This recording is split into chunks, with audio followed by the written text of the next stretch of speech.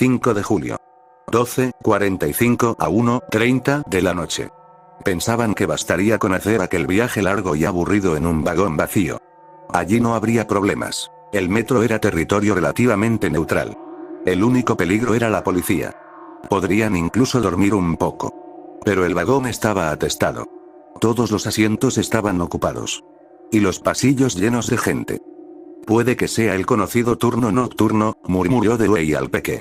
Pero algo les pasaba a los pasajeros, a todos. Eran extraños, increíbles, como algo distinto. ¿De qué se trataba? Se cerraron las puertas. Las ropas eran de mala calidad, pero no en todos los casos. Las caras eran raras, pero no las de todos. Tanto los que iban sentados como los que iban de pie parecían dormidos todos. Pero tenían los ojos abiertos. Aunque cerrados. Los dominadores avanzaban juntos. Se posaban entre ellos miradas extrañas y demenciales. Se agruparon defendiendo su espacio, rechazando al otro para sentirse más seguros.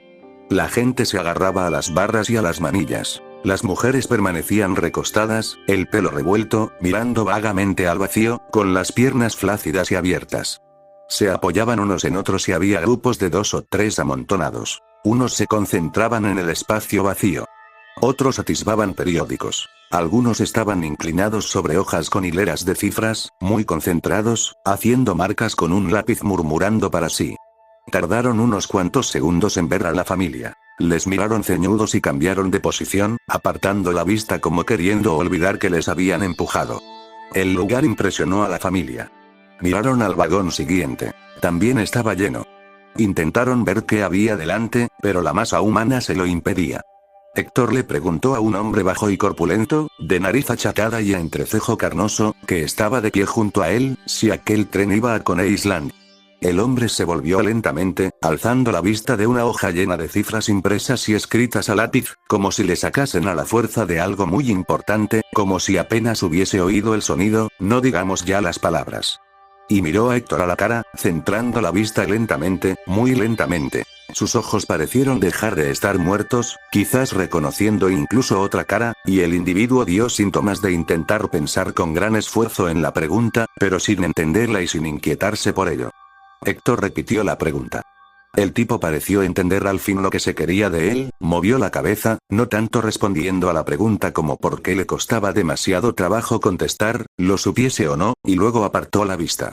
Junto a ellos se sentaba una mujer. Apoyaba la cabeza en una mano y su mirada demencial les examinaba, pero ella era otra cosa. No les veía. Se preguntaron de nuevo qué era aquello, consultaron entre sí, intentando descubrirlo. Había 2 cabezas inclinadas, muy juntas, el pelo casi tocándose, sobre una hoja llena de cuadros. Calculaban cuidadosamente, comprobando los números, mientras movían los labios como en una oración, aunque los sonidos se perdían en el estruendo del tren. Luego, de pronto, Hinton cayó en la cuenta. Venían todos del hipódromo. Norbert, el novio de su madre, siempre andaba metiendo algo de lo suyo, o algo del cheque del auxilio social de su madre, o cualquier cosa a la que pudiese echar el guante, robos incluso, en los caballos. Alonso, el hermanastro de Hinton, que era un adicto, tenía un aspecto bastante parecido después de haber montado su caballo. Esta gente está enganchada, amigo, dijo a los otros. Pero casi han liquidado ya su dosis. Son de los que apuestan a los caballos, añadió, y entonces lo entendieron. Les chocaba solo porque nunca habían visto tantos mamones juntos, sin el corredor de apuestas al lado. Vuelven de la carrera. De Yonkers. Trotones. Y amigo, si son del estilo del viejo Norbert, están calculando las pérdidas del día y planeando cómo conseguir hacerse ricos mañana. ¿Demonios, tan chiflados les tiene ese asunto?, preguntó Dewey. Si son como Norbert, sí, les dijo Hinton. 2 pistas, carreras normales de día y trotones de noche, un corredor de apuestas, y quizás 2, 3 números de la lotería ilegal al día, según lo que digan los sueños. Y una partida de dados o de cartas por la mañana temprano. Eso es lo que le gusta a Norbert, sí. Bueno, no hay duda de que parecen algo diferentes, cuchicheó el peque. La familia miraba a su alrededor despectiva. Ellos estaban libres de hábitos de esclavos. El tren llegó a una estación. Calle 225. ¿Dónde quedaba aquello? Héctor indicó al peque, el lector, que se acercara al plano y determinase dónde estaban, a dónde iban y cómo conseguirían volver a Coney Island. El peque se abrió paso a codazos entre dos hombres que tenían la ropa manchada de grasa y olían a ajo. Hacía calor allí y los traqueteantes ventiladores no eran capaces de despejar el calor ni los olores.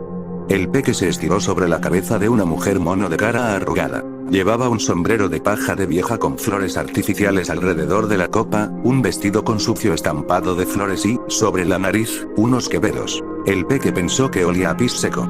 La mujer miraba fijamente a un punto del techo y balanceaba la cabeza sobre el delgado cuello al compás de los movimientos del tren, pero su mano sujetaba firme la hoja de las apuestas, en la que marcaba interminables e intrincados signos, llenando por completo los márgenes mientras hablaba sola, con una pícara sonrisilla. Los hombres identificaron la sonrisa del yonki cuando se promete a sí mismo una dosis. Dewey se abrió paso hasta donde estaba el peque y la miró atentamente. Los ojos de la mujer, ampliados por las gafas, miraron directamente a Dewey, que sostuvo la mirada un segundo con sus gafas de gruesa montura, y todos se echaron a reír por los 8 ojos que se miraban. Pero la mujer ni siquiera veía a Dewey. Este hizo una reverencia. Ella no veía. Movió la mano delante de la cara de la mujer.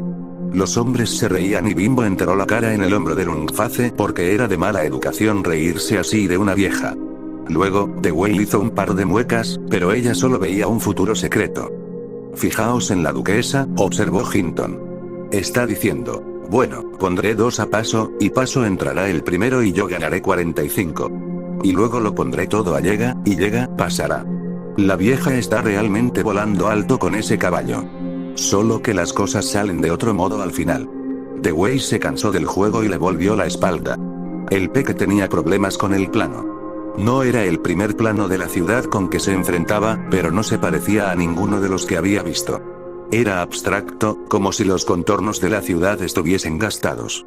Las rayas e indicaciones eran confusas, y el peque no tenía ninguna seguridad de que las relaciones que establecía fuesen correctas. Aquello parecía un diagrama erróneo, no un plano.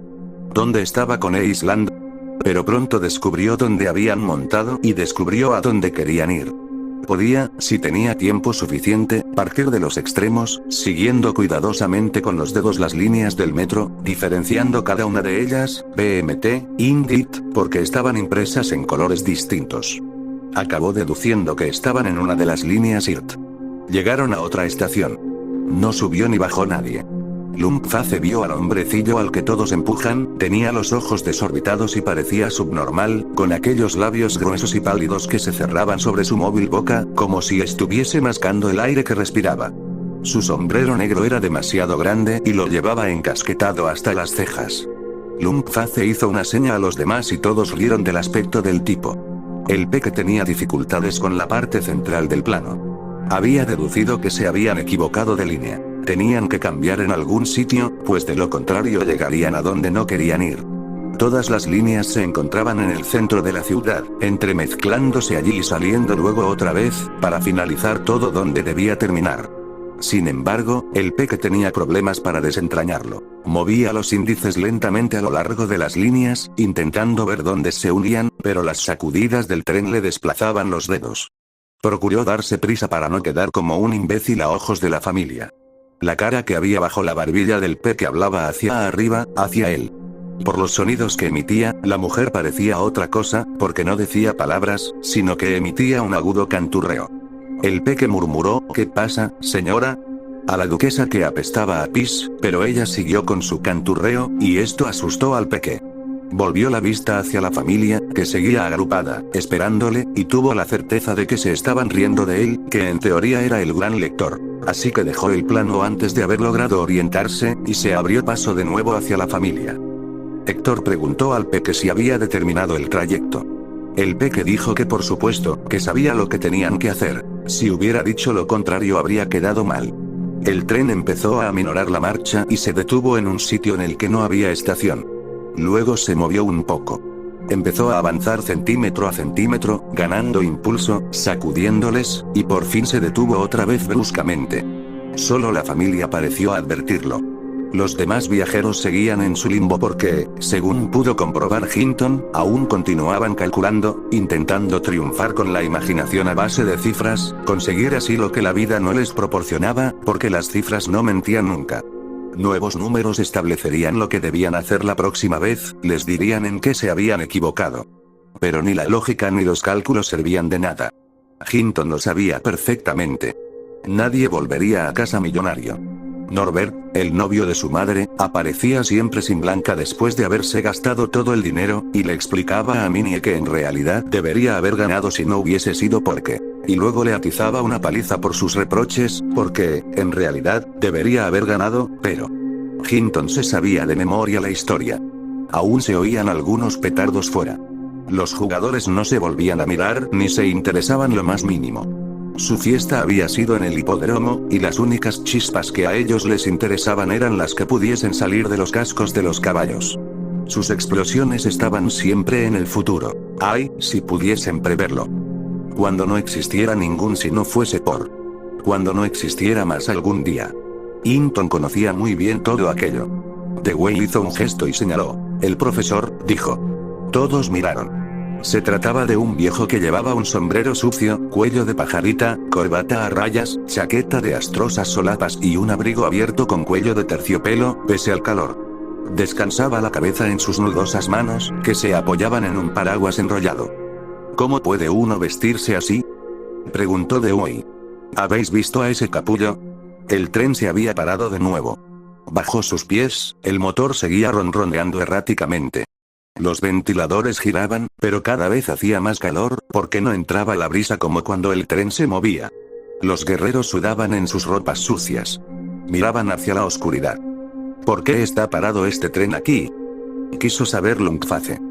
Sí, ¿para qué pagamos tantos impuestos?, comentó Dewey. ¿Quieres reírte de mí? No, hermano mayor, dijo Dewey en tono burlón.